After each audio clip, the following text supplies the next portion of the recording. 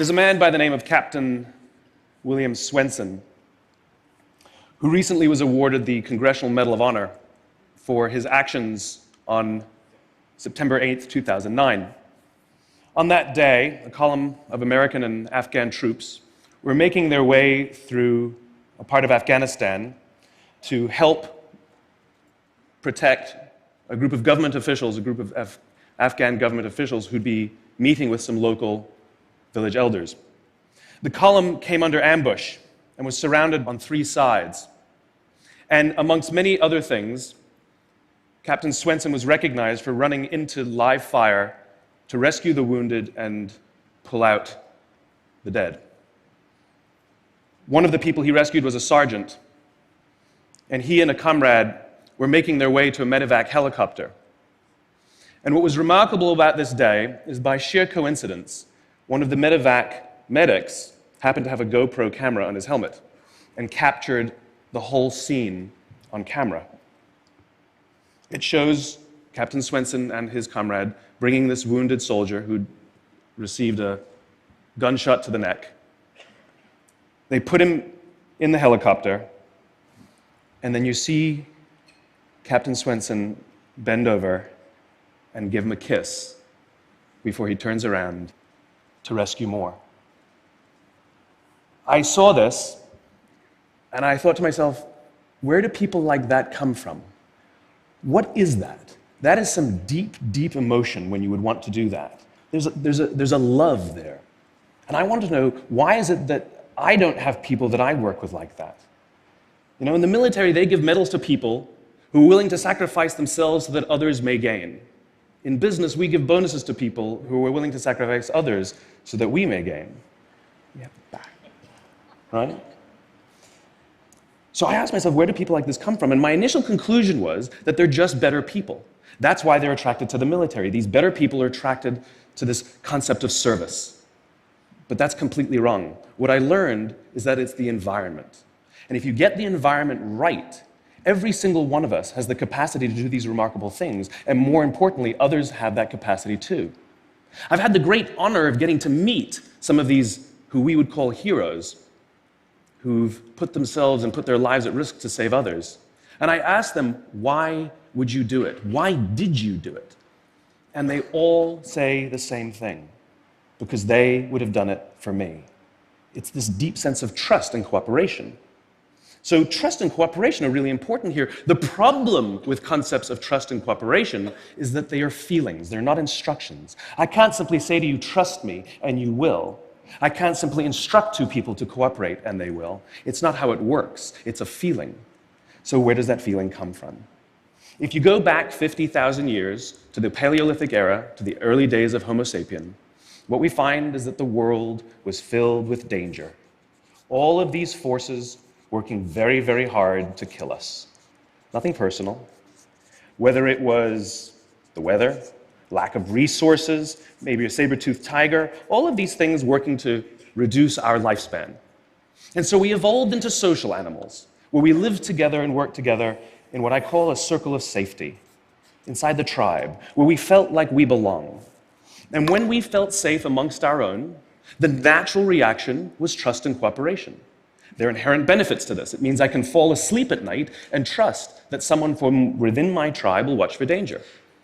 If we don't trust each other, if I don't trust you, that means you won't watch for danger. Bad system of survival. The modern day is exactly the same thing. The world is filled with danger, things that are trying to frustrate our lives or reduce our success, reduce our opportunity for success.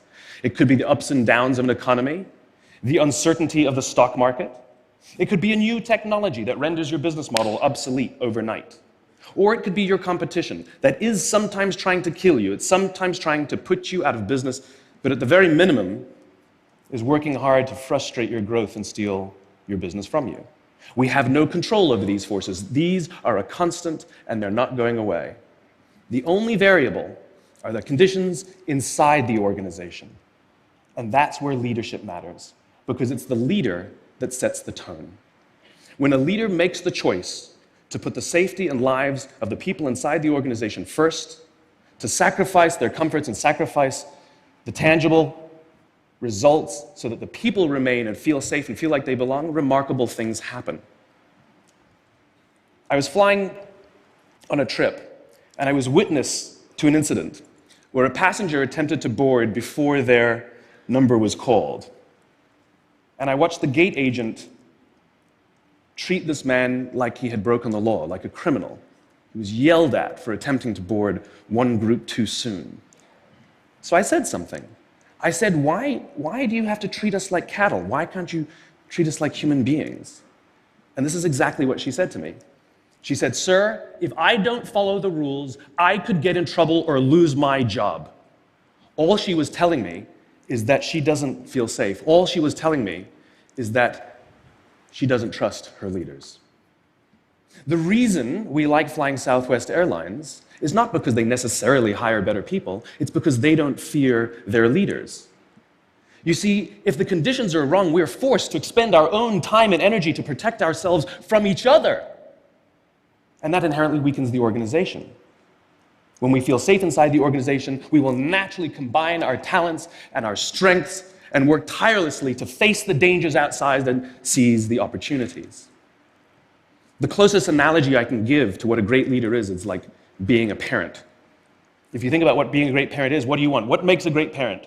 We want to give our child opportunities, education, discipline them when necessary, all so that they can grow up and achieve more than we could for ourselves.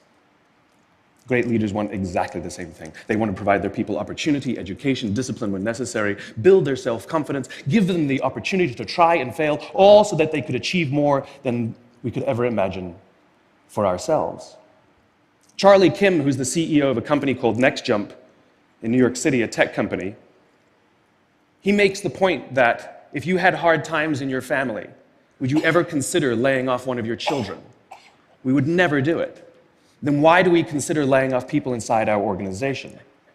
Charlie implemented a policy of lifetime employment.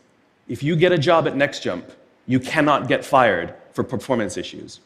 In fact, if you have issues, they will coach you and they will give you support, just like we would with one of our children who happens to come home with a C from school. It's the complete opposite. This is the reason so many people have such a visceral hatred, sort of anger at some of these banking CEOs with their disproportionate salaries and bonus structures. It's not the numbers. It's that they have violated the very definition of leadership. They have violated this deep-seated social contract. We know that they allowed their people to be sacrificed so that they could protect their own interests. Or worse, they sacrificed their people to protect their own interests. This is what so offends us, not the numbers. Would anybody be offended if we gave a $150 million bonus to Gandhi? How about a $250 million bonus to Mother Teresa? Do we have an issue with that? None at all. None at all. Great leaders would never sacrifice the people to save the numbers. They would sooner sacrifice the numbers to save the people. Bob Chapman, who runs a large manufacturing company in the Midwest called Barry Waymiller, in 2008, he was hit very hard by the recession, and they lost 30% of their orders overnight. Now, in a large manufacturing company, this is a big deal, and they could no longer afford their labor pool. They needed to save $10 million. So, like so many companies today, the board got together and discussed layoffs. And Bob refused. You see, Bob doesn't believe in head counts. Bob believes in heart counts. And it's much more difficult to simply reduce the heart count. And so they came up with a furlough program. Every employee, from secretary to CEO, was required to take 4 weeks of unpaid vacation. They could take it any time they wanted, and they did not have to take it consecutively. But it was how Bob announced the program that mattered so much. He said, "It's better that we should all suffer a little than any of us should have to suffer a lot." And morale went up. They saved $20 million. And most importantly, as would be expected, when the people feel safe and protected by the leadership in the organization, the natural reaction is to trust and cooperate. And quite spontaneously, nobody expected, people started trading with each other. Those who could afford it more would trade with those who could afford it less. People would take 5 weeks so that somebody else only had to take 3. Leadership is a choice. It is not a rank. I know many people at the senior-most levels of organizations who are absolutely not leaders. They are authorities, and we do what they say because they have authority over us, but we would not follow them. And I know many people who are at the bottoms of organizations who have no authority, and they are absolutely leaders. And this is because they have chosen to look after the person to the left of them, and they have chosen to look after the person to the right of them. This is what a leader is. I heard a story of some Marines who were out in theater, and as is the Marine custom, the officer ate last, and he let his men eat first. And when they were done, there was no food left for him. And when they went back out in the field, his men brought him some of their food so that he may eat. Because that's what happens. We call them leaders because they go first. We call them leaders because they take the risk before anybody else does. We call them leaders because they will choose to sacrifice so that their people may be safe and protected, and so their people may gain. And when we do, the natural response is that our people will sacrifice for us. They will give us their blood and sweat and tears to see that their leader's vision comes to life. And when we ask them, why would you do that? Why would you give your blood and sweat and tears for that person? They all say the same thing. Because they would have done it for me. And isn't that the organization we would all like to work in? Thank you very much. Thank you. Thank you.